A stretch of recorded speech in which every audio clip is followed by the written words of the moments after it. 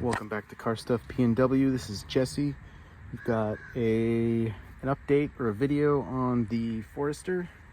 I am replacing the axle because the boot is all broken, and I'm replacing the rotors and the pads. They're not terrible, but you know, they're getting low, and the rotor's not great.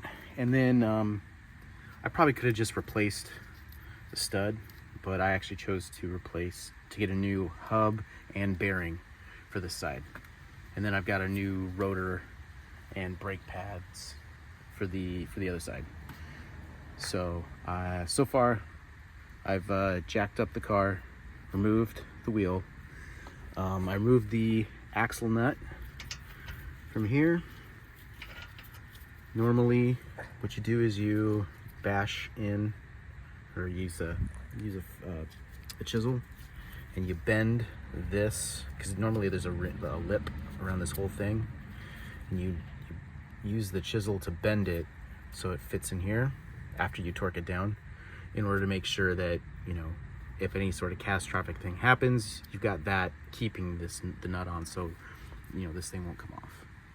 So once I did that, I removed this stabilizer bar end link for the front sway bar right there, and then I removed the caliper. There's a bolt here and a bolt here. That's one of them, and the other one. Then you pry this off. This actually has it's dual caliper. Is that what it is? Or no, it's a dual pot, because it's got two things pushing. You remove that and you hang it, and then you pry these things off. You know, they go like that. You just pull them off, toss them, and then the next thing I need to do is remove this, and then I think you're able to push this in at some point. Oh, after you remove this, I also have to remove this. So that'll be next. Okay, and now I've removed the caliper bracket, and now I can pull this thing off, I think. Yeah. All right. So that's the old one. It's not terrible, but you know, I just want a fresh start. Okay, and now that that's done, then we can take this out. And so normally they tell you not to do it this way, but you know, I'm not going to reuse it, and it's actually going. So I'll just tap, tap, tap-a-roo.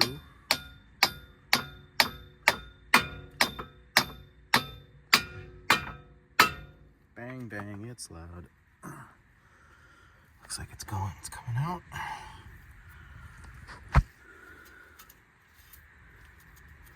There's our hub. I think I have to remove this wheel. It's the tone wheel. This is for the ABS. Here's your ABS cable. I believe that's the sensor, and so it senses the gap in this. And if there's one on all four wheels, and if the computer detects a difference, then it'll do something. I don't know what it does. Probably does ABS braking. Yeah. That's probably what it does. All right. So I removed the tie rod arm. I took the castle nut. Wow. I of course removed that thing that I can't remember the name of. But I used the caliper nut on top, or the castle nut for the outer link, or the outer tie rod, and then I used a socket to beat it down, and it worked. Oh dang it! Oh, that's right. So I removed these, and so now it should come off, but it's still actually connected here. So I actually have to take that off. So let me just do that.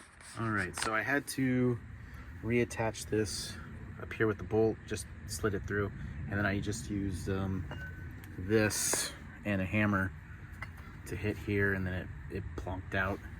But yeah, I got the knuckle, I guess that's what they call them, the knuckle out, and so now I can take off this inner seal and then use my press to push out the hub and the bearings. Okay, so after getting this thing free, I beat out the old hub. I've already loosened the bolts for the tone wheel for the ABS, and then let's see, yeah, it's in here. There's normally a snap ring in here that you have to use the special pliers for, so I did that.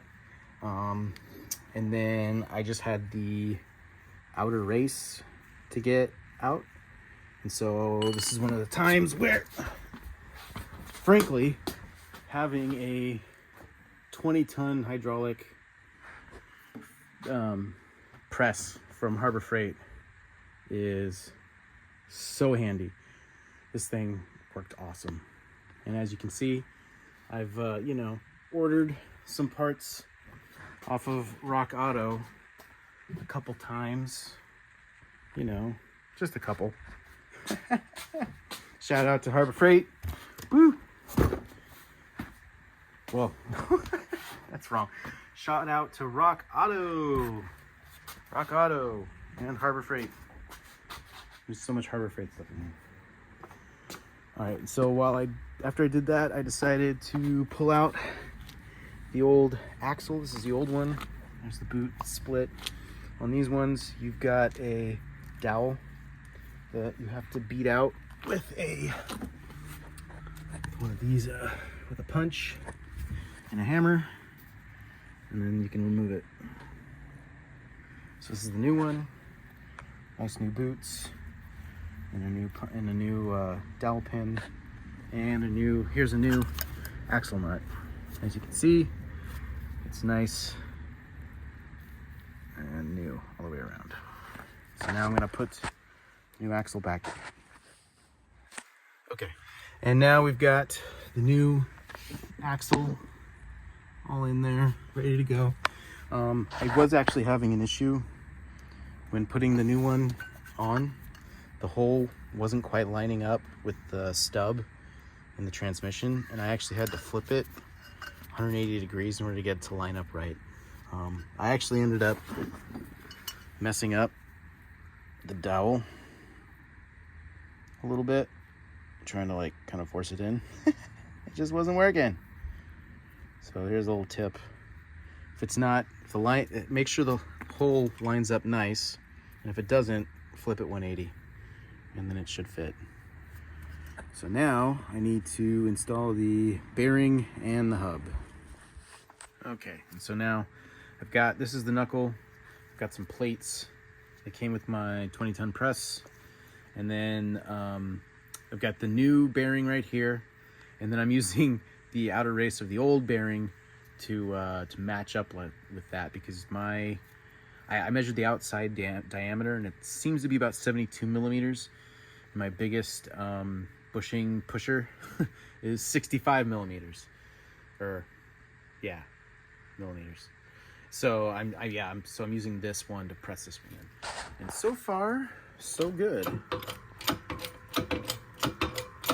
It seems to be going in without any trouble, without any problems. So here's a little bit of live action, as Cletus likes to say.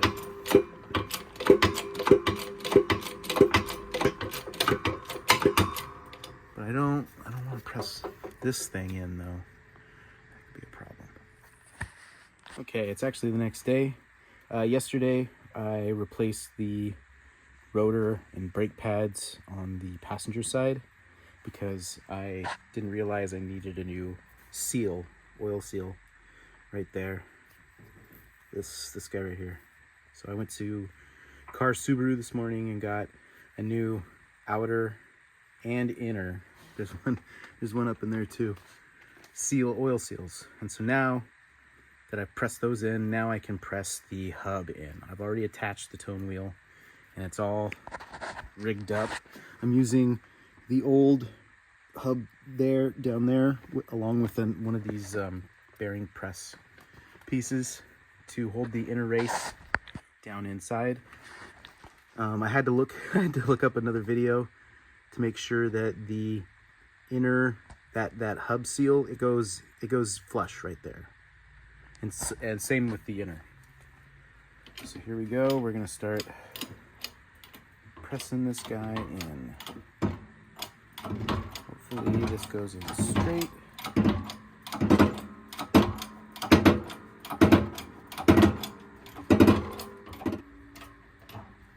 Okay, it's getting tight. I think we're good. I think we got it all the way in there, just like it's supposed to be. I don't know if you guys can see that. All right, time to take it off. Okay, and as you can see, I've got the hub attached back onto the lower ball joint. And just a public service announcement, if you're doing this, you want to make sure that you feed the nose or whatever of the axle into the hub, because once you have it all back together, it's pretty much impossible to fit this thing in there. I had to disconnect these and the caliper in order, and the ABS in order to fit this thing back in. So PSA, put this in first after you connect the lower ball joint in. So now I'm just gonna put this thing back together. All right, and so I got the actually went ahead and jacked up the back and rotated the tires. We got new brake pads and rotors both sides, new axle, new hub, new wheel bearing. I got a new AC pulley and bolt, and I put that in.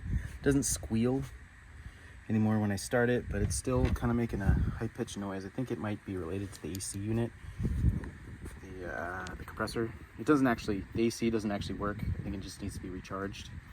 Hopefully recharged with new lubricant. Hopefully that should fix that noise that it makes this noise. But yeah, so that's the latest update on the Forester. I did all that stuff, and now I'm gonna test this thing. So give us a like and a subscribe, and we'll see you later.